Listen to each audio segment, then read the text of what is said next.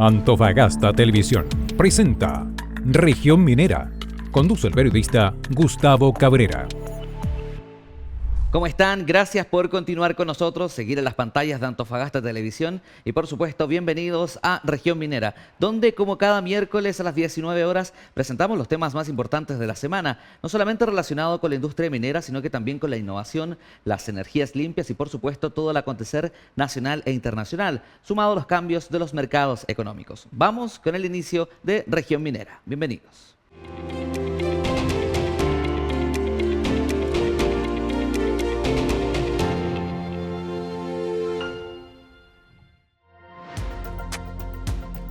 Con su primera visita oficial, el presidente José Antonio Kast llevó a cabo una serie de actividades en la región de Antofagasta, una de ellas en CEIM, dependencias de Escondida BHP, donde conoció los nuevos proyectos mineros de la compañía.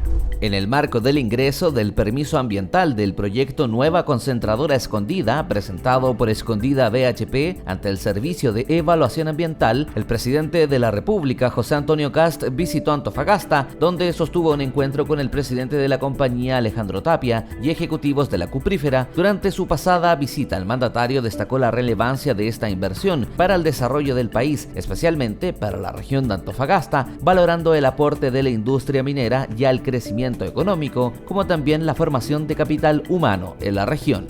Hoy día ustedes nos comunican el ingreso en BHP, ¿no es cierto?, de esta nueva planta concentradora que ingresa al sistema de evaluación de impacto ambiental. 5.000 millones de dólares son muchos recursos. Es una partida entera de un ministerio. La gente a veces no dimensiona lo que son 5.000 millones de dólares. Serán 30 hospitales como el que tenemos aquí en Antofagasta. Este centro nació al alero de Escondida BHP en 1998 y se ha convertido en un referente nacional en capacitación y formación de trabajadores.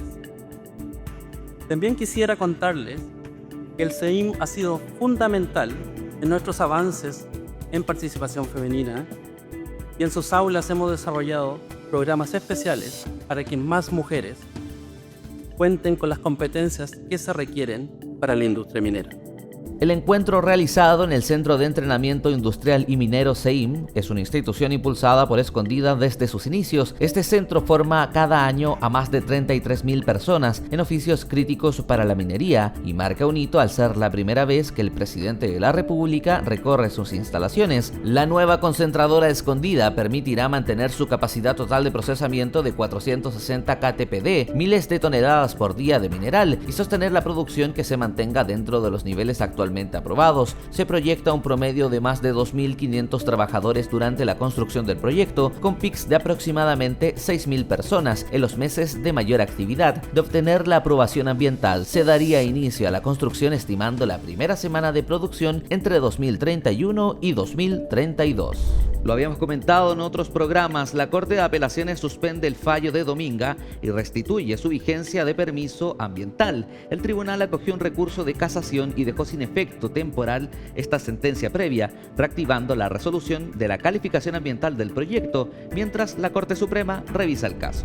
La Corte de Apelaciones de Antofagasta acogió a trámite un recurso de casación del proyecto Dominga, resolviendo además de suspender los efectos de la sentencia emitida previamente. En términos prácticos, la decisión restablece la vigencia de la resolución de calificación ambiental, RCA, de la iniciativa minero-portuaria, mientras el proceso continúa en la Corte Suprema. El recurso fue presentado por el Sindicato de Trabajadores Independientes de Pescadores Artesanales de Totoralillo Norte en contra del fallo dictado el 20 de febrero por el mismo tribunal. La resolución de la Corte implica que los efectos de esa sentencia quedan suspendidos hasta que exista un pronunciamiento definitivo del máximo tribunal, manteniendo vigente el permiso ambiental del proyecto en esta etapa. El proyecto Dominga ha estado sujeto a un proceso de evaluación y revisión que se extiende por más de una década, incluyendo etapas administrativas, técnicas y judiciales. El caso será revisado por la Corte Suprema, que deberá pronunciarse sobre el recurso de casación presentado, lo que definirá el curso definitivo del proceso. Hasta que exista ese fallo, la RCA del proyecto se mantiene vigente en el marco de la suspensión decretada por la Corte de Apelaciones. Vamos a temas económicos. Hacienda evalúa cambios al MEPCO ante el alza del petróleo y proyecta un costo de hasta $3.000 millones. El ministro Jorge Quiroz advirtió que el mecanismo podría implicar un gasto de hasta $120 millones semanales. Anticipó que las medidas son para contener el precio de la parafina. Un fuerte incremento en los precios de los combustibles ha generado largas filas en estaciones de servicio a lo largo de todo el país. Una medida que registra como una de las mayores alzas en los últimos años ha impulsado a conductores a abastecerse anticipadamente ante este impacto que tendrá en cada uno de sus bolsillos. Según los datos, la gasolina de 93 octanos aumenta 370 pesos por litro, mientras que el diésel lo hizo en 580. Con este ajuste, los valores alcanzan cifras históricas, superando los 1.500 pesos e incluso acercándose a 1.700 pesos en algunas regiones. En la región metropolitana, pese al alza, se mantendrán los precios más bajos a nivel nacional. La de 93 llega a 1.538, mientras que el diésel llega a 1.512. Sin embargo, el impacto se va a sentir de igual forma en los consumidores. En el norte del país, en regiones como Antofagasta, van a registrar precios elevados. Ya la gasolina de 93 alcanza los 1.636 pesos por litro. Más al sur serán aún mayores. Aysén lidera con 1.648 y Magallanes con 1.643 pesos por litro en el mismo combustible. Son medidas duras y lo entendemos, pero también queremos ir ayudando a las familias más vulnerables, a las personas de clase media, viendo cómo este impacto en el alza de las bencinas se puede mitigar.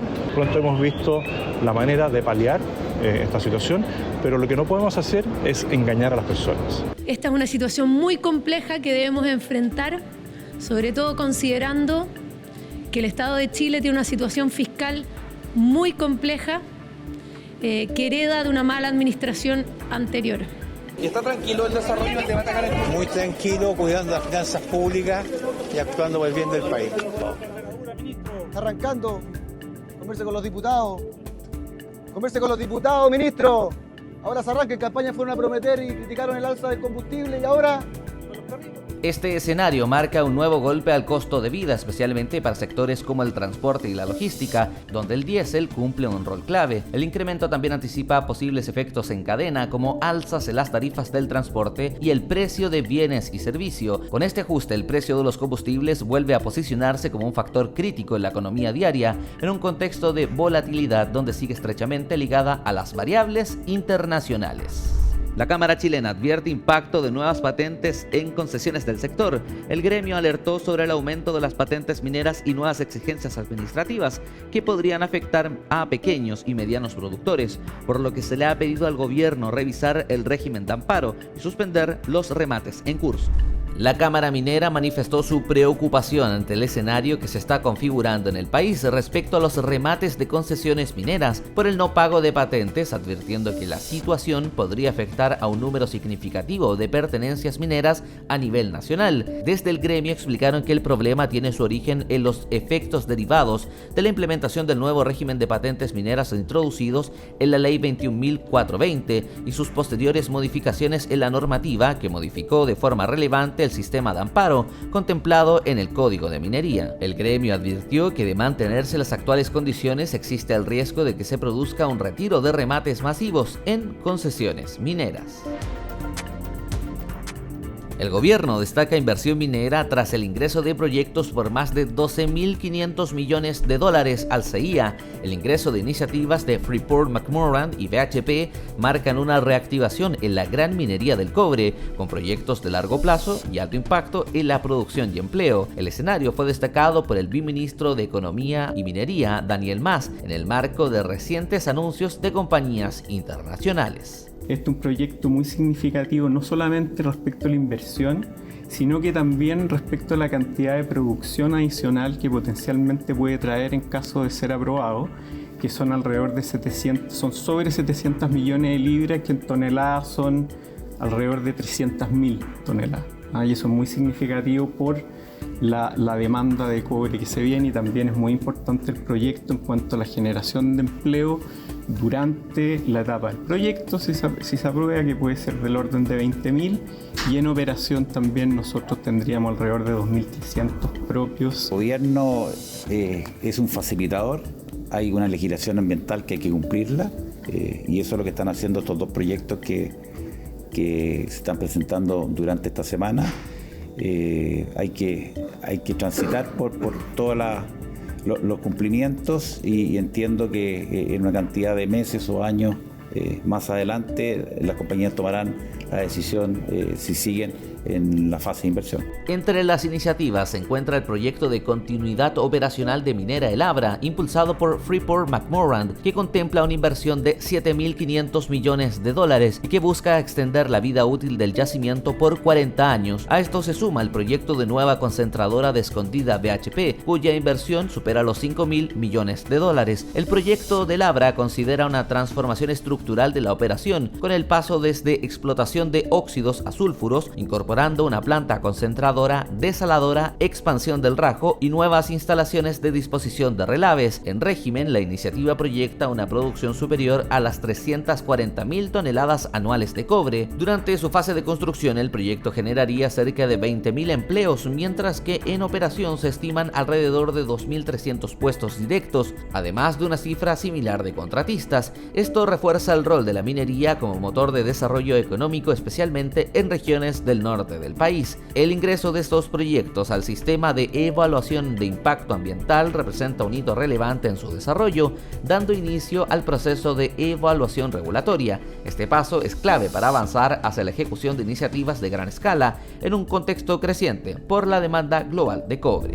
Las negociaciones entre Estados Unidos y Brasil para avanzar en un acuerdo sobre minerales críticos, clave para la transición energética y las cadenas de suministro tecnológicas, se han estancado en medio de diferencias políticas y en ausencia de una hoja de ruta clara por parte de la administración del presidente Luis Ignacio Lula da Silva. El punto de inflexión quedó en evidencia esta semana durante una cumbre sobre minerales críticos organizada por la Embajada de Estados Unidos en Sao Paulo, que se desarrolló sin la participación de altos representantes del gobierno brasileño, reflejando el enfriamiento de las conversaciones bilaterales. Uno de los principales factores del estancamiento es que Brasil aún no ha logrado concretar un plan nacional de minería, originalmente previsto para el año pasado, ni avanzar en una ley específica para el desarrollo de minerales críticos, la cual sigue estancada en el Congreso. Este retraso genera incertidumbre para potenciales inversionistas y dificulta la posibilidad de cerrar acuerdos estructurales con socios internacionales, como Estados Unidos, que busca asegurar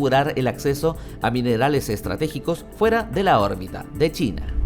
Chile liderará la misión internacional por el Triángulo del Litio y busca impulsar el estándar global de litio verde. La iniciativa reunirá actores de Chile, Argentina y Bolivia en un recorrido por salares estratégicos con foco en cooperación regional, desarrollo tecnológico y sostenibilidad en la producción de litio. Chile será el punto de partida entre la misión 3 Entre Mundos, una iniciativa internacional que recorrerá los principales salares del denominado Triángulo del Litio entre el 16 y el 26 de abril, articulando a empresas, comunidades, academia y actores institucionales de Chile, Bolivia y Argentina en torno al desarrollo de una cadena de valor más integrada y sostenible. El recorrido abarcará el Salar de Atacama en Chile, el Salar de Uyuni en Bolivia y el Salar de Alarós en Argentina, territorios que conjuntamente concentran más del 50% de los recursos mundiales del litio. Esta concentración posiciona a la región como un eje estratégico en la transición energética global, en un contexto de creciente demanda por minerales críticos para la electromovilidad y almacenamiento energético. China está restringiendo las exportaciones de fertilizantes para proteger su mercado interno, según señalaron varias fuentes de la industria, lo que añade la presión a los mercados globales que ya enfrentaban escasez causada por la guerra de Estados Unidos e Israel contra Irán. La nación asiática se encuentra entre los mayores movilizadores de fertilizantes, envió más de $13.000 millones en el último año y tiene antecedentes de controlar lo que coloca en el extranjero para mantener bajos los precios para los agricultores. Los envíos navíos a través del estrecho de Hormuz, bloqueado por el conflicto, representan aproximadamente un tercio del suministro marítimo. A mediados de marzo, Pekín prohibió las exportaciones de mezclas de fertilizantes, tanto de nitrógeno y potasio, y ciertas variedades de fosfatos, según indicaron fuente a Reuters. Lo tratado significaría un quiebre de las exportaciones de China en comparación con el año pasado y que actualmente están restringidas. Equivale hasta 40 millones de toneladas métricas, según una estimación internacional. La Cena Mujer y Minería 2026, en su cuarta edición, se ha consolidado como uno de los encuentros más relevantes del ecosistema minero regional. Reunió a más de 600 personas entre autoridades, ejecutivos, proveedores, representantes de la academia y la sociedad civil. Organizado por la Asociación de Industriales de Antofagasta junto a los Ministerios de Minería y de la Mujer y Equidad de Género. El evento se desarrolló a través de un seminario y luego una cena, generando un espacio para el encuentro, el diálogo y la articulación entre los actores del sector. El éxito y la concurrencia que tenemos en esta oportunidad duplica el de la última versión. Y esperamos que esto siga creciendo porque la verdad este es un tema importantísimo para el desarrollo de la minería y estamos muy seguros que vamos a contribuir desde esta plataforma a ir estimulando cada vez más el incremento de las cifras de mujeres en minería.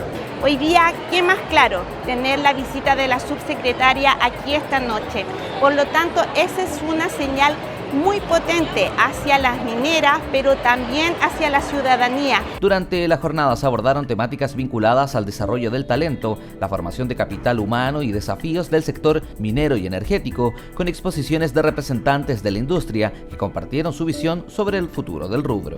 Generalmente las mujeres no nos celebramos tanto en nuestros entornos más íntimos y estas instancias demuestran que unidas podemos generar muchas instancias de reconocimiento, conmemoración y toma aún más fuerza en el rol que tiene la región de Antofagasta en la industria minera. La verdad que es muy importante destacar a la mujer que está relacionada con la minería. Hoy es un espacio compartido, no solo significan puestos de trabajo, un porcentaje de más mujeres a nivel mundial que tiene Chile, sino que significa un cambio de cultura. Bueno, la alianza público-privada que hemos generado con las empresas en el territorio ha sido sumamente importante y le hemos dado preferencia al trabajo de la mujer en minería, a los programas relevo, ¿cierto? Las prácticas profesionales de los liceos técnicos profesional también, y hemos ido insertando oficios y hemos ido también capacitando a cada mujer en los territorios. Estamos muy orgullosos de que tenemos un 39% de dotación femenina y de eso tenemos, somos 10 mujeres en cargos de liderazgo. Y esto de que cada vez haya más mujeres trabajando en la industria portuaria o en la industria general, que históricamente ha sido liderada por hombres, esto es un trabajo de todos. Sí, para nosotros este reconocimiento hace mucho sentido en el trabajo que hemos logrado. Hemos desarrollado un programa y apoyado un programa EUMA muy interesante que reúne las ingenierías de ambas universidades católicas del norte y Antofagasta, que tiene números muy interesantes. Hemos logrado motivar a la participación femenina con un 63% de 800 estudiantes que han pasado en estos años por el programa. Para mí recibir este premio de liderazgo ejecutivo en estos 28 años que llevo en minería es un tremendo orgullo y compromiso, así que agradezco mucho esto y hoy día me toca liderar Compañía Minera Saldívar como gerente general, así que lo recibo con mucho orgullo. La compañía está comprometida con tener una mirada de futuro para poder mantener una fuerza femenina en la operación, y lo otro es que estamos súper orgullosos de todas las historias de cambio que implica integrar a la mujer en la minería. Tenemos mujeres sostenedoras, familias monoparentales. Además se realizó la ceremonia Los Premios Mujer y Minería, donde se reconoció a mujeres, empresas y organizaciones por su aporte al desarrollo del sector y a la promoción de equidad de género en la industria. La actividad reafirma su posicionamiento como un espacio clave para el encuentro, la colaboración y la proyección de la minería en la región.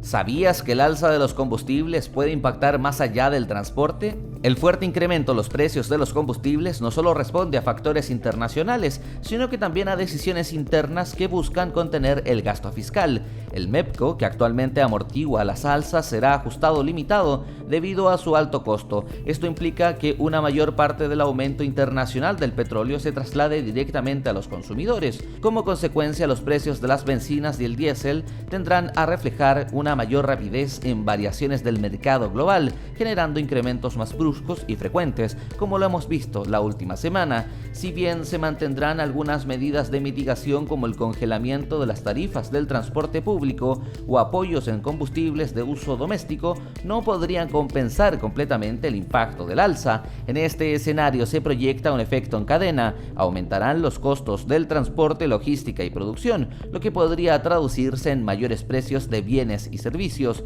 En términos generales, este ajuste de políticas busca resguardar las finanzas públicas, pero al mismo tiempo implica que el costo del contexto internacional recae en mayor medida sobre la población. Con todas estas informaciones hacemos una pequeña pausa comercial. Volvemos enseguida.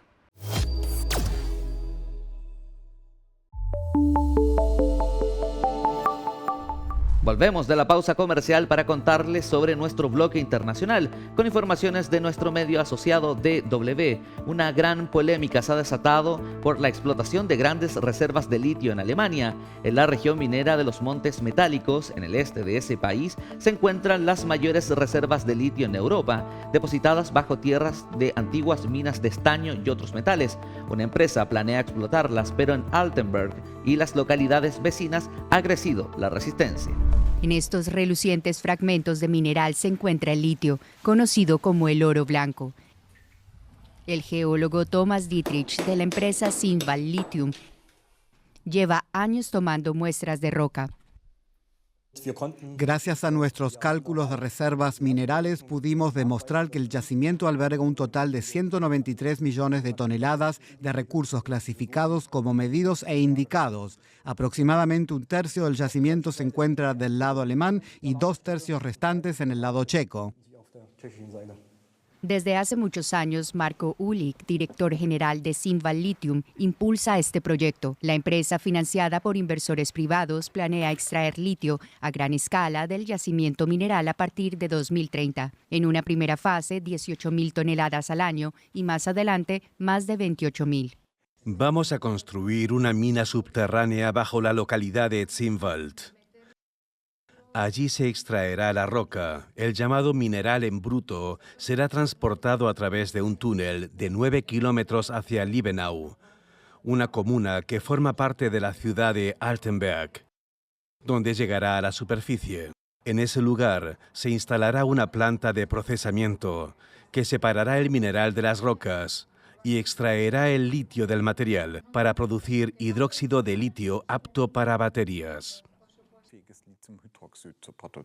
El proyecto podría generar unos 400 empleos directos y más de 1.000 indirectos, pero en algunas comunidades de Altenberg hay resistencia hacia la iniciativa. Desde 1991, con el fin de la minería, la región ha apostado cada vez más por el turismo. Además de la abundante naturaleza para hacer senderismo en la región, hay un teleférico con asientos abiertos para el invierno y una pista de trineo de verano. Hay personas que dicen, tenemos una tradición minera, eso es una oportunidad, y hay otras que dicen que nuestra naturaleza y el turismo podrían verse afectados. Es a la vez una bendición y una maldición. Marco Ulich también se toma en serio las preocupaciones de los residentes.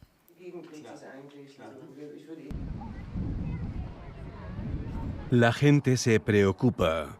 ¿Se mantendrá intacta mi casa si vivo en Zinnwald? ¿Qué pasará con el agua? Si hay un depósito de residuos, ¿no se esparcirá la arena por la zona? Son preguntas completamente legítimas. Justamente por eso es tan importante llevar a cabo un proyecto minero en Alemania, porque aquí existen regulaciones claras sobre estos tres aspectos. En la mina turística, el geólogo jefe Thomas Dietrich continúa con su trabajo sin perder la calma, con la esperanza de que al final no haya sido en vano. El Zinnwald Lithium realmente logra sacar adelante el proyecto de extracción.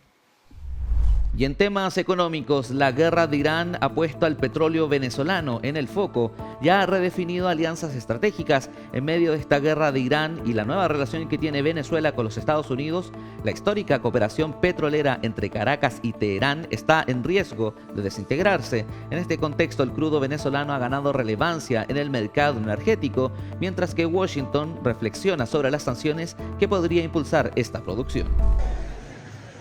Separados por más de 10.000 kilómetros, Venezuela e Irán afianzaron vínculos en el siglo XXI con un eje compartido. Dos potencias petroleras con gobiernos que se oponían a Estados Unidos y buscaban asociarse para desafiar las sanciones de Washington. Con la captura de Nicolás Maduro y el nuevo vínculo de Caracas con Washington, esa alianza está por culminar. Y va a cambiar ese interés que hubo en el pasado reciente, primero por alianzas estratégicas, por comercios de bienes estratégicos, vimos presencia de industria iraní, sobre todo en autos, pero fundamentalmente en abastecimiento de diluyentes para una industria que estaba sancionada, que era la industria petrolera. Si se levantan las sanciones, probablemente no requieras de esa cooperación ni de ese abastecimiento iraní que hoy está en crisis. La guerra en Irán se da en el nuevo marco de relaciones con Estados Unidos que ha reconocido al gobierno de Delcy Rodríguez, mientras Venezuela vuelve a tomar relevancia en el mercado petrolero. En 2025 produjo 1 millón de barriles por día y se prevé un alza del 15% en 2026. La incidencia de lo que es el porcentaje y contribución del petróleo en el Golfo Pérsico es importante, es significativo, y no solamente basta con señalar lo que le suministra a los Estados Unidos, sino lo que le suministra al mundo y la seguridad de ese petróleo en el Medio Oriente. Así que sin duda Venezuela juega un papel importante y está asegurado después del 3 de enero, pero eso no significa que el mercado petrolero sea más estable por esa razón. Por otro lado, la relación entre Irán y Venezuela aún genera preocupaciones, advierte el ex embajador de Venezuela ante la ONU, Milos Al-Khelaifi. Una de ellas es que como no se ha desmantelado del todo la presencia del Irán en Venezuela, una gran interrogante, cómo ese monitoreo que existe va a impedir que esas fuerzas que tuvieron en el pasado los iraníes no pueda convertirse en un riesgo no solamente para los Estados Unidos, sino para el Caribe. Pese a ello, Al-Khelaifi recalca que hay elementos de la guerra en Irán que pueden ser positivos para Venezuela, un proveedor seguro de crudo. La subida del precio del petróleo elevará los ingresos de las ventas del crudo venezolano en el mercado internacional, aunque éstas se realicen bajo la tutela de Estados Unidos. Gracias por continuar con nosotros en las pantallas de Antofagasta Televisión y por supuesto en su programa Región Minera. Como siempre estamos con importantes entrevistas. En este momento estamos con Jaime Chacana Olivares, director del Centro Lithium I+D+I de la Universidad Católica del Norte. Gracias, Jaime, por estar con nosotros. Bienvenido a Antofagasta Televisión. Muchas gracias por la invitación. Bien, tenemos informaciones importantes con respecto al litio. Bueno, el programa Región Minera se ha caracterizado mucho con hablar respecto a iniciativas de esto. La región de Antofagasta particularmente, y inicialmente ya está en una potencia clave. Cuéntenos un poco del centro, el trabajo que han hecho durante el último tiempo y me imagino también clave lo que se ha realizado durante el último tiempo respecto al litio. Sí, por supuesto. Nosotros somos un centro de investigación. Nos enfocamos en varios aspectos. Nuestra visión apunta a poder desarrollar un polo, una especie de capacidades que apunten a todo lo que tiene que ver con la investigación, a la formación de capital humano de todas las líneas de desarrollo profesional y fomentar este ecosistema en cuanto al litio, pero pensando más allá de la extracción del litio, que es lo que hacemos primordialmente en la región, sino hasta el fin de su cadena de valor. Dícese, por ejemplo, baterías, reciclaje, y de hecho nosotros desde el año 2022 nos formamos como este proyecto que apunta a ser un centro de investigación y hemos estado conformando diferentes capacidades en torno a lo que comentaba, a toda la cadena de valor del litio. ¿Cómo nace eso finalmente? Porque bueno, estamos acostumbrados mucho en la región y yo creo que es algo más contemporáneo. Hablamos mucho tiempo del cobre, pero pasamos rápidamente a las nuevas tecnologías, como que rápidamente pasamos, por ejemplo, a las baterías de litio, algo que mantuvimos durante mucho tiempo, pero que hoy ya son más populares en los teléfonos móviles. Hoy día tenemos el transporte público, los vehículos eléctricos. ¿Cuán beneficioso ha sido esa investigación durante el último tiempo respecto al litio y cuánto hemos avanzado en poco tiempo? Claro, una cosa interesante en cuanto al litio, que en cuanto a otros mercados, otros tipos de cosas que se están explotando actualmente, es extremadamente rápido. Todo está evolucionando constantemente. Las baterías que usamos hoy, probablemente en algunos meses más, no van a ser las que van a estar predominando en el mercado, y todo está cambiando. Entonces, en cuanto a la investigación, nosotros estamos ahí. En lo que se está requiriendo actualmente, investigar, por ejemplo, nuevos materiales para fabricar nuevas baterías, pensar más allá. Bueno, ¿qué pasa una vez que usamos las baterías y se van a desechar? ¿Vamos a reciclarlas? ¿Vamos a recuperar el litio, el cobalto, otros materiales que pueda tener? Entonces nuestras investigaciones y todo lo que estamos desarrollando a nivel de formación, investigación, todo lo que tiene que ver con entregar información a la comunidad, apunta a esto, a tomar el litio más allá de lo que estamos haciendo actualmente, investigar desde lo técnico, desde lo ambiental, desde lo social incluso, todos los aspectos. A ver, porque las baterías de litio no es algo nuevo, o sea, esto comúnmente se ha utilizado durante mucho tiempo, hoy se ha internalizado más, pero ¿cómo hemos evolucionado tan rápido en el sentido de que, por ejemplo, este teléfono móvil, que en algún momento tenía una duración muy pequeña, ahora cada vez son más pequeños las baterías, pero tiene más duración? ¿Cómo nos podemos explicar eso a nivel investigativo? ¿Cómo, por ejemplo, logramos que donde en un lugar tan pequeño podamos magnificar tanta energía? Claro, yo creo que son las necesidades. Actualmente no tienen que ver tanto con los dispositivos pequeños. Yo creo que eso está bien investigado, está a nivel comercial. Los requerimientos tienen que ver con la electromovilidad. Y para la electromovilidad, las baterías de litio están supliendo justo ese problema que tiene que ver cómo almacenamos energía, cómo podemos recargar un material, y en este caso son las baterías. Y se ha desarrollado fuertemente en cuanto a almacenar mucha energía, que podemos recargar y descargar muchas veces. Son los ciclos de operación muy largos. Entonces hay una competencia enorme a nivel mundial de quién desarrolla la batería más eficiente, que puede guardar más energía con la menor cantidad de peso, y ahí el litio ha sido fundamental. En ese sentido, por ejemplo, ustedes cuando hacen sus investigaciones iniciales, me imagino, porque bueno, esto está en constante movimiento, o sea, nos encontramos con nuevas tecnologías que yo creo que en 5 años tenemos transporte público limpio, por ejemplo, los vehículos que son a batería finalmente, hoy son mucho más común verlos en las calles que hace un par de años atrás. ¿Cuánto tiempo nos podríamos demorar en saber cuán eficientes van a ser? Porque usted lo hablaba muy bien, la vida útil. ¿Sabemos cuánto tiempo las celdas de batería, cuánto tiempo van a durar, por ejemplo? Claro, si bien algo que más o menos evoluciona, porque las baterías cambian constantemente, se sabe más o menos que, por ejemplo, un dispositivo electrónico pequeño dura unos 5 años en promedio, pero una batería para un bus o un vehículo grande, estamos hablando de unos 10 años. Eso es lo que se está observando a nivel mundial. O sea, en Chile, si bien igual estamos bastante avanzados, vemos hoy vehículos eléctricos circulando, buses eléctricos, es algo bastante avanzado quizás en el contexto de Latinoamérica, pero en otros países van un poco más avanzados que nosotros y se están observando estas vidas útiles. Esa segunda vida de las baterías que hablábamos en algún momento, como del reciclaje, hablábamos de cómo podemos reutilizar, porque claro, quizás nos estamos llenando mucho de algunas baterías o nos estamos llenando mucho de vehículos eléctricos, pero en algún momento van a perder su vida útil y vamos a tener que cambiarlo por una alternativa B. ¿Qué hacemos cuando ya eso ocurra? ¿Cómo está a nivel investigativo eso? ¿Y qué podríamos hacer para que también esa chatarra electrónica, por decirlo de alguna forma, no nos afecte? Claro, hay un punto que toca importante. O sea, primero, la normativa actual nos va a obligar. Hay un anteproyecto actualmente que va a fijar ciertas metas de valorización.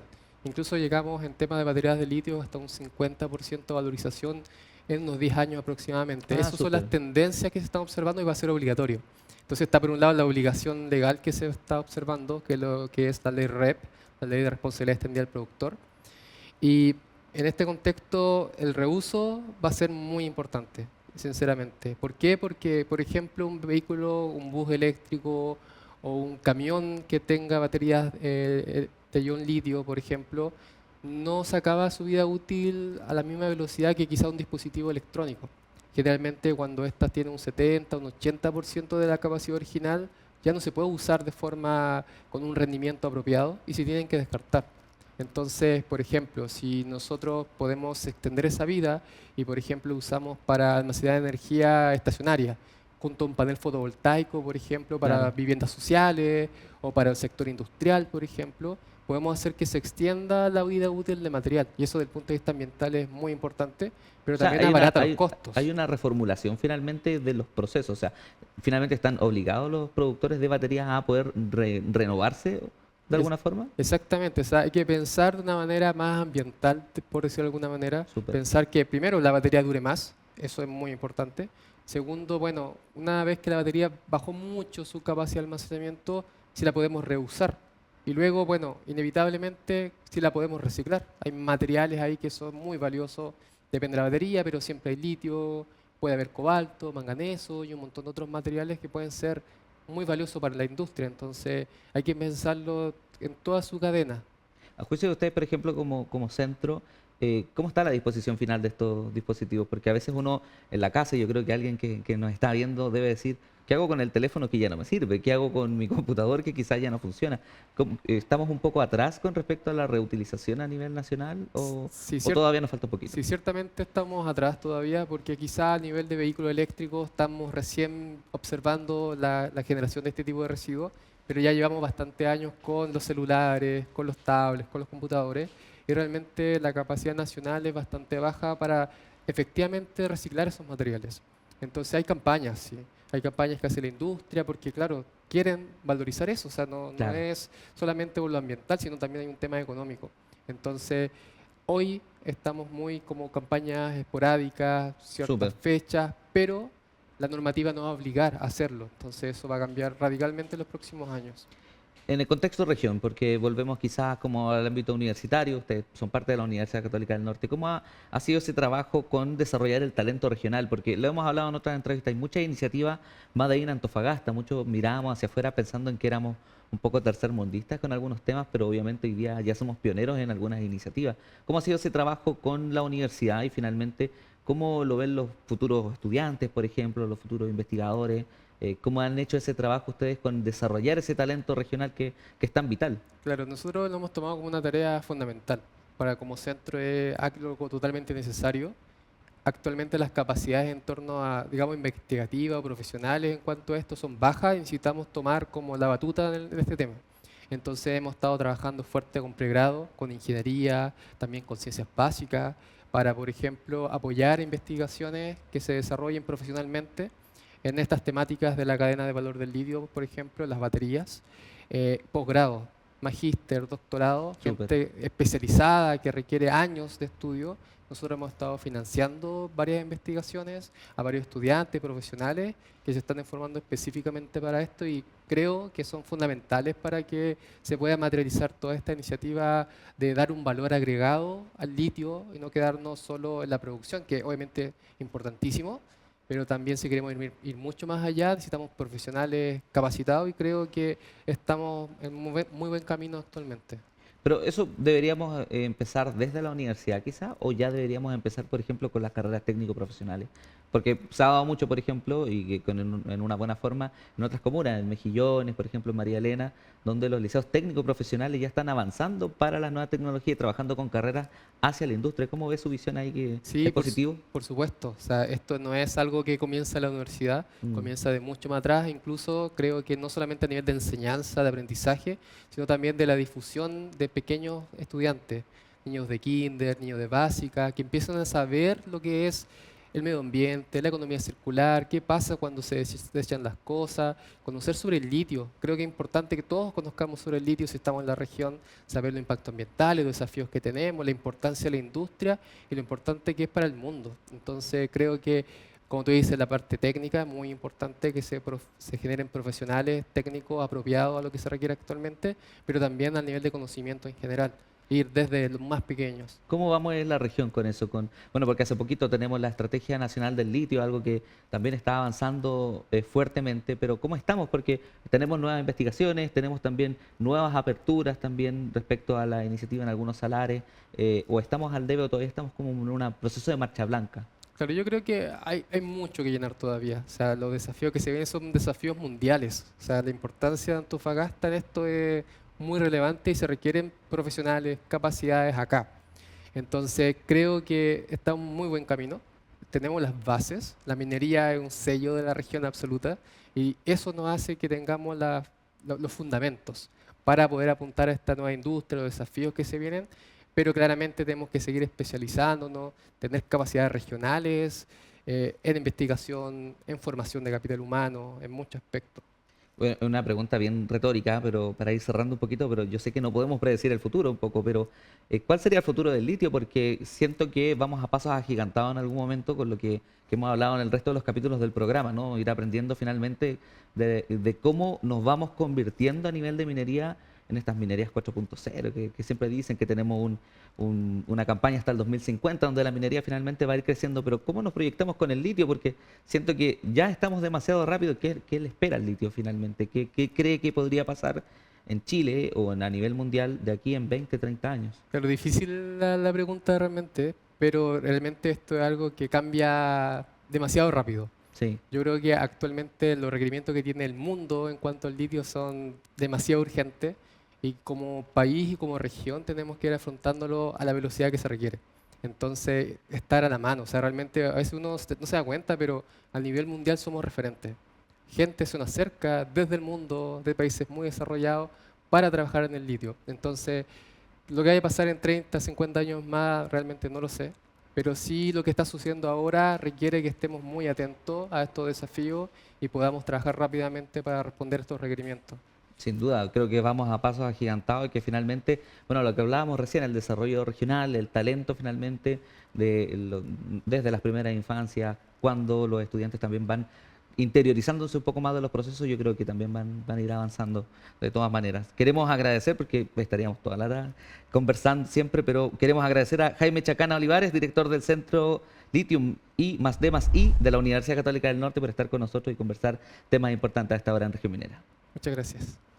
Bien, con esta información hacemos una pequeña pausa comercial. Volvemos enseguida en Región Minera.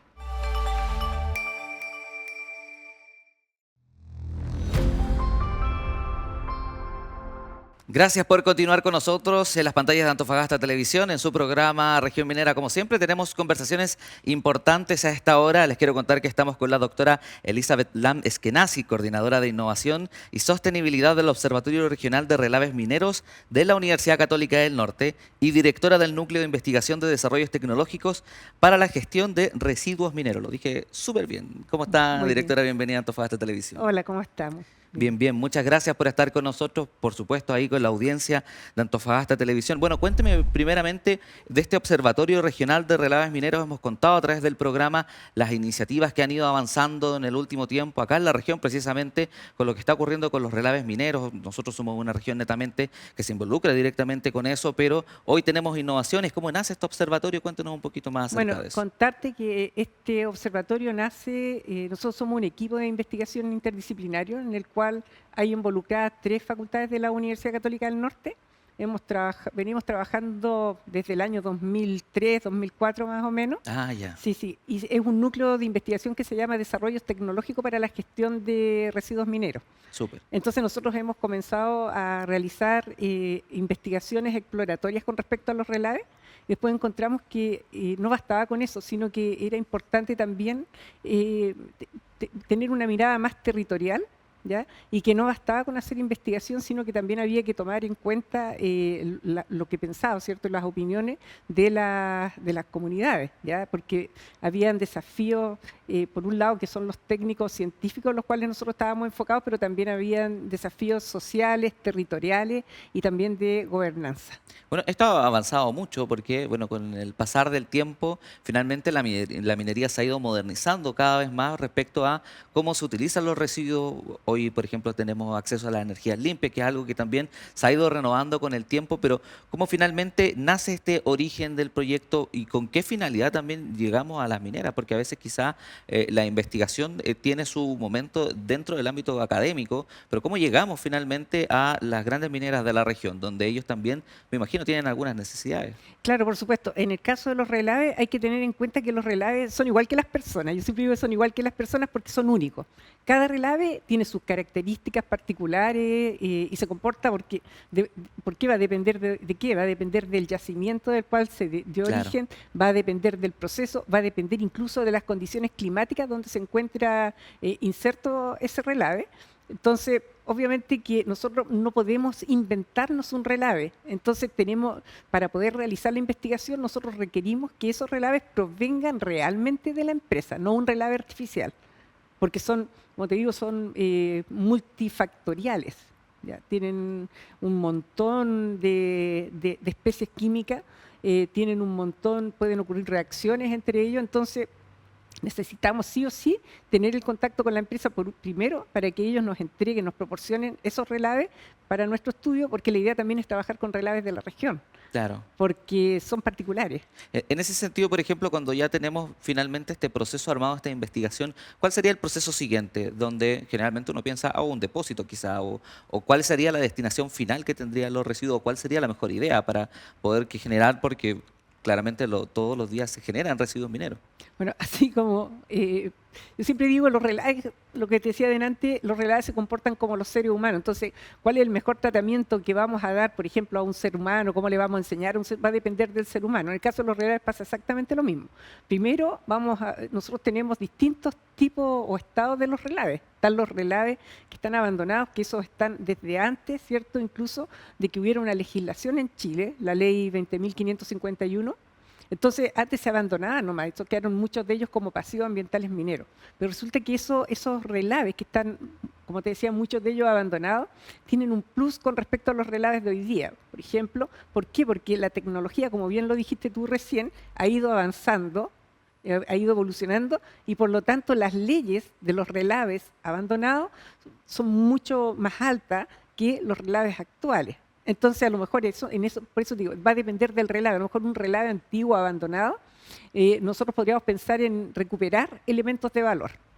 Pero hoy día a lo mejor los relaves de hoy, que ya se han aplicado todas las tecnologías y si no hubieran elementos de valor, habría que ver cómo nosotros los vamos a depositar, de modo tal de que para que cumplamos con la ley 20.551, esos relaves queden estables física y químicamente. Bueno, hemos conversado también en el programa mucho acerca de las disposiciones finales también de los elementos que ocurren en la minería, pero todo esto tiene un aprendizaje con el tiempo. Hemos también conversado en otras oportunidades con el clúster minero, también con otras iniciativas, donde hablamos que la educación es fundamental. ¿Cómo esto lo vinculamos con la academia? Por ejemplo, algún estudiante que está viendo el programa o alguien que quiera estudiar minería, ¿cómo se interioriza más y cómo vinculamos este proceso con la academia, especialmente con la Universidad Católica del Norte? Claro, por supuesto. Bueno, en nuestra universidad hay carreras que se vinculan mucho con lo que es la minería. Por ejemplo, está la misma ingeniería civil en mina, la ingeniería en metalurgia, y nosotros como departamento al que pertenezco, que es el Departamento de Ingeniería Química y Medio Ambiente, tenemos la carrera de ingeniería química, la civil química, y también tenemos la ingeniería civil ambiental, entre otras carreras. Entonces se vinculan mucho con eso. De hecho, nosotros hoy día en el observatorio tenemos varios estudiantes, ya hemos tenido estudiantes de pregrado haciendo sus tesis, hoy ahora va a entrar una chica a hacer su práctica, tenemos estudiantes de doctorado y la próxima semana está viniendo un investigador postdoctoral. Entonces, las puertas de nuestro observatorio, nosotros tenemos un observatorio real, que es un laboratorio que cada día lo hemos ido equipando más. Por lo tanto, ese observatorio igualmente está abierto para que las personas, el que quiera conocer un poco de los relaves o quiera saber lo que estamos haciendo, bienvenido. O sea, pueden ir a visitarnos a la Universidad Católica del Norte y ahí nosotros felices de contarles las cosas que estamos haciendo ahí mismo, en el origen. Por ejemplo, en el programa siempre hemos hecho el mismo ejercicio. Por ejemplo, algún padre, alguna madre, alguna parte de la familia que está viendo el programa, generalmente muchos hijos dicen, oye, ojalá mi hijo estudie algo relacionado con la minería, ojalá estudie alguna ingeniería relacionada a eso. Cuando uno le explica a alguien qué significa un relave minero, qué es lo que es, ¿cómo podríamos explicarlo en simples palabras para quienes están viendo en la casa? Bueno, un relave minero, en manera muy simple, es agua, lodo y un poco de piedra, un poco de mineral que no tiene valor, ¿ya? ¿De dónde proviene? Cuando nosotros tenemos el mineral y se extrae todo lo que queramos de valor, el cobre o el molibdeno, o todo lo que queramos, lo que queda, ese residuo va a ser un relave. Ahora, hay que tener cuidado con eso porque a veces dicen un relave es un residuo. Claro, eso va a depender también de la mirada que uno quiera darle, porque si nosotros podemos potenciar ese hoy día residuo, lo podemos transformar en un potencial recurso. ¿Ya? Y por ejemplo, lo que nosotros estamos haciendo hoy día es tratar de que ese residuo ya deje de ser un pasivo y sea un recurso, un activo, y nosotros con ese recurso usarlo, por ejemplo, como materia prima para fabricar material de construcción. Ah, perfecto. Eso quería justo abordar. Por ejemplo, ¿en qué disposiciones podríamos generarlo? Me dice elementos de construcción, pero por ejemplo, ¿qué tipo de cosas podríamos evolucionar en el futuro? Me imagino que hay algunos estudios. O sea, nosotros tenemos, mira, contarte un poquito, nosotros como núcleo de investigación partimos con un montón de proyectos individuales. Ya nos hemos adjudicado como equipo varios proyectos ANID, proyectos FONDEF, FONDEF-IDEA, FONDEF-IT, que nos han permitido hacer exploraciones, investigaciones específicas. ¿Ya? Ahora, esas investigaciones de a poquito nosotros estamos llevando, por ejemplo, algunas van para recuperar elementos de valor. Otras, ahora, por ejemplo, en el FONDEF-IDEA, nosotros usamos estos relaves para fabricar hormigones. ¿Ya? Ah, súper. El hormigón sí. Hoy día estamos, por ejemplo, ese hormigón lo hicimos glómero. Esos glómeros eran con el relave y van a reemplazar parte de los áridos que se requieren para fabricar los hormigones. Pero nosotros, donde apuntamos es a obtener buenas resistencias de esos hormigones para que sirvan, o sea, que tienen que ser de calidad, y lo estamos obteniendo. Y ahora estamos haciendo pruebas para que sea seguro de estabilización química, o sea, de lixiviación. Ah, ok. Entonces estamos viendo si salen elementos desde esos hormigones. Y en ese sentido, por ejemplo, esto ya claramente tiene un impacto regional. Hemos hablado de algunas iniciativas que son Made in Antofagasta, Made in la región de Antofagasta, porque uno generalmente piensa de que todas estas iniciativas de investigación venían desde otros lugares con estudios superiores de Estados Unidos. Uno siempre piensa quizá en otros sectores que no somos tan tercermundistas, pero al parecer ya en Antofagasta estamos haciendo iniciativas clave, usted me decía del 2003, donde finalmente ya se está trabajando con estas disposiciones finales, donde finalmente estamos haciendo de que la región vaya subiendo un poco como de nivel en ese sentido. ¿Cómo es ese trabajo también de ese tiempo y cómo es mirado desde hacia afuera? ¿Ha tenido quizá el ejercicio de verlo en otras faenas o en otros sectores del mundo? ¿Cómo se ha ido trabajando este tema? Bueno, yo te podría decir humildemente que nosotros igual como nos contactan mucho de afuera para preguntarnos lo que estamos haciendo. Entonces, de hecho, nuestro primer partner para la entrega de los relaves para nuestros estudios, porque cuesta harto conseguirse los relaves, ¿sí? Eso sí, cuesta bastante. Es una persona de Valparaíso, de una empresa de Valparaíso. Esta empresa se dio cuenta que, o sea, nos vio un paper que habíamos hecho y se interesaron en que trabajáramos con su relave. Entonces ellos han sido como muy generosos y ellos siempre nos están enviando relaves para las investigaciones y son parte de las instituciones asociadas que tenemos. En este caso, por ejemplo, la industria, ¿ellos tienen su proceso ya aplicado con algunos relaves? ¿O cómo ha sido la mirada, por ejemplo, con la gran minería, algunas empresas conocidas, o finalmente no, o están recién todavía en ese proceso? Yo diría que está un poquito en pañales porque esto de la minera igual va evolucionando mucho y van saliendo tecnologías nuevas, pero hay distintos desafíos en los relaves. Nosotros nos hemos centrado en algunos focos, pero por ejemplo otro desafío que nosotros no hemos abordado, pero sí lo pensamos, es el tema de las aguas. De optimizar el uso de las aguas de los relaves, de recuperarlas. Ah, súper. ¿Ya? Entonces, en eso nosotros, justamente una empresa nos contactó ahora en enero y nos dieron ese desafío. Entonces estamos viendo cómo, pero nosotros generalmente estamos trabajando con los residuos secos. En el contexto país, ¿cómo vamos avanzando? Bueno, el mayor porcentaje de las empresas mineras está acá en la región de Antofagasta, pero también tenemos otro proceso. Uno generalmente se habitúa mucho en el cobre o el litio, pero hoy día tenemos una cantidad también de minerales críticos, también tenemos una adversidad también de las tierras raras, que también está muy de moda al día de hoy. ¿Cómo está el contexto país también en este mismo trabajo? Avanzando, lento, pero tenemos que avanzar. Lo que pasa es que, como te digo, es que no es fácil. Piensa que, de acuerdo al último catastro que hizo el Cernagiomín de relave, hay como 820 depósitos de relave distribuidos a lo largo del país.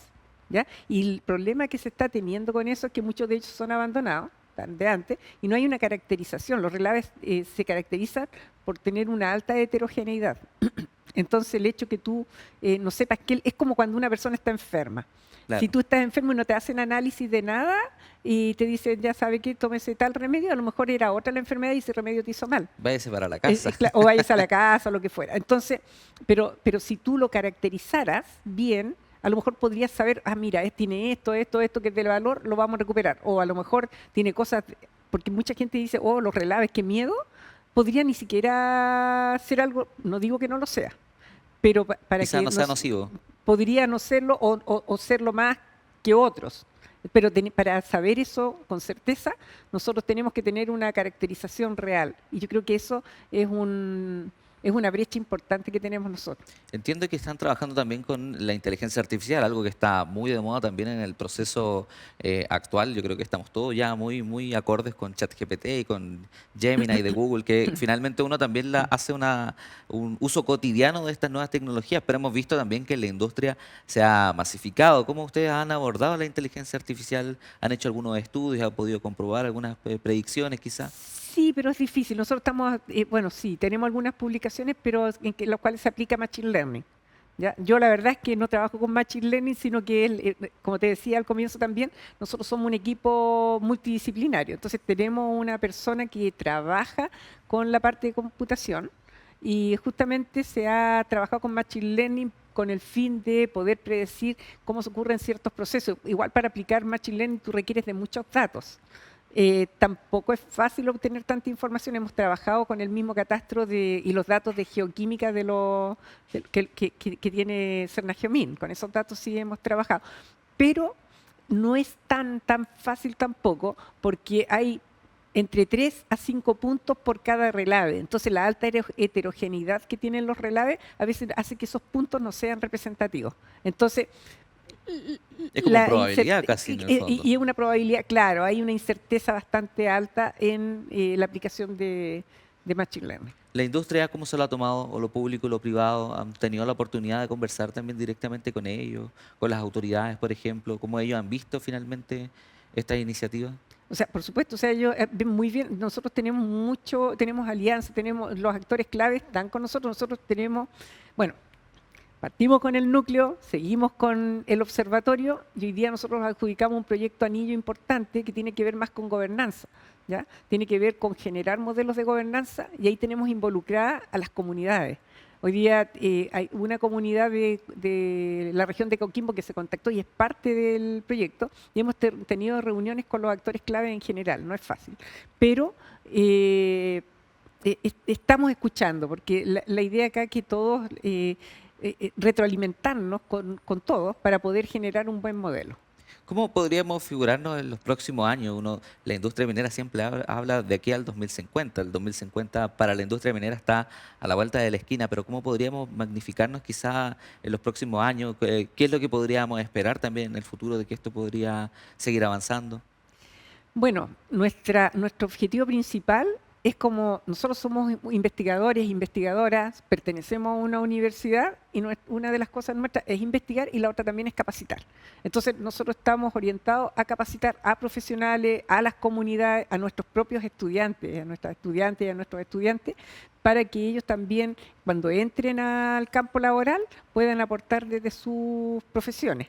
Pero estamos orientados a capacitar, a investigar y entregar para que también tengan otra visión o tengan más herramientas, ¿cierto? Tanto las empresas como las autoridades para el momento en que tengan que tomar decisiones. Sin duda. En el último tiempo, hemos hablado también con múltiples autoridades que han hablado precisamente de eso. Hoy día se están potenciando también las carreras técnico-profesionales que en algún momento se veían como algún espacio medio vacío entre lo que era la educación media y la universidad. Hoy día estamos viendo que también son fundamentales. Hay iniciativas también económicas que se han apuntado directamente a ellos, pero ¿cuál sería el mensaje, por ejemplo, a un estudiante de la enseñanza media que quiere también abordarse en ese sentido en la industria, querer estudiar y ser parte también de este tipo de iniciativas? Alguien que quizás pueda ser científico el día de mañana o algún investigador. bueno, toda esta cuestión de la minería, los potenciales impactos ambientales, sociales y económicos, ¿cierto? Yo creo que es algo transversal. Entonces, a la larga nos toca a todos. Todas las personas tenemos que enfocarnos en eso, independiente de la profesión que estudiemos. Entonces, el mensaje sería que en la medida que vayamos a trabajar en una empresa cualquiera, no voy a hablar de la minera, en general, y se generen residuos, que tratemos siempre de optimizar los procesos para que se generen la menor cantidad de residuos, ¿cierto? O bien esos residuos, pensar qué vida le podemos dar para que no terminen botados o dispuestos, ¿cierto?, en un vertedero. Tratemos de ver cómo podríamos aplicar lo que es la economía circular. ¿Y cuál sería ese mensaje? Hoy tengo un dato. Actualmente en Chile existen 836 depósitos de relaves identificados. Uno de los países que finalmente acumula este tipo... El tercero. El tercer país más que tiene más depósitos de relave.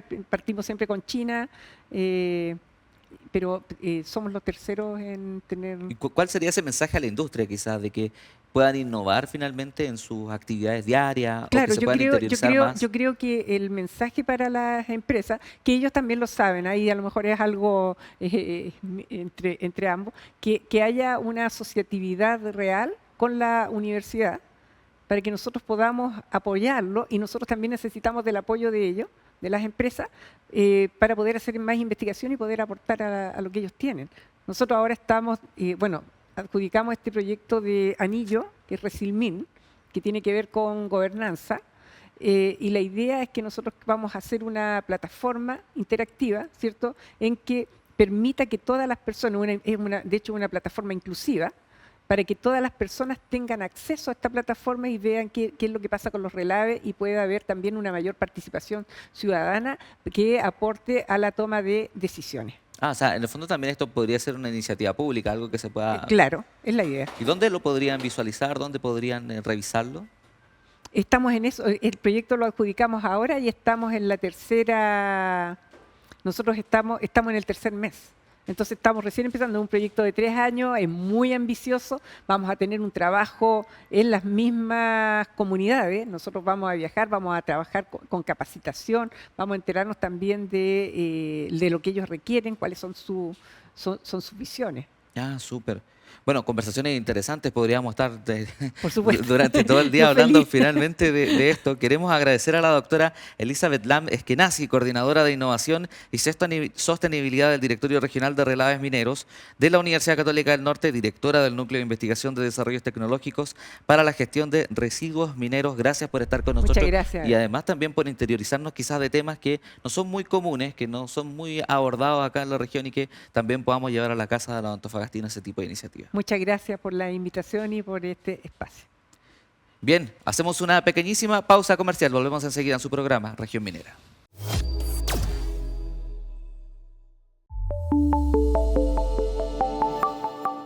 Con todas estas informaciones damos por finalizado el programa del día de hoy. Queremos agradecer su sintonía por las pantallas de Antofagasta Televisión en su programa Región Minera. Les invito, por supuesto, como cada semana, que puedan revivir este capítulo cuantas veces quieran verlo en el YouTube de nuestro canal, Antofagasta Televisión. Ahí podrán revisar cada uno de los contenidos que aparecen en el canal y seguir toda nuestra programación. Como siempre, nos puede visitar en nuestra página www.programaregionminera.cl para que se pueda enterar de las principales noticias de la industria minera, energética y la innovación social, también del ámbito económico internacional, que es muy importante.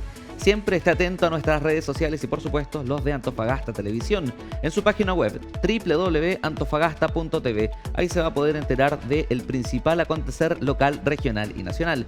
Quiero agradecer su sintonía y, como cada semana, nos encontramos en un próximo capítulo. Hasta pronto. Antofagasta Televisión presentó Región Minera.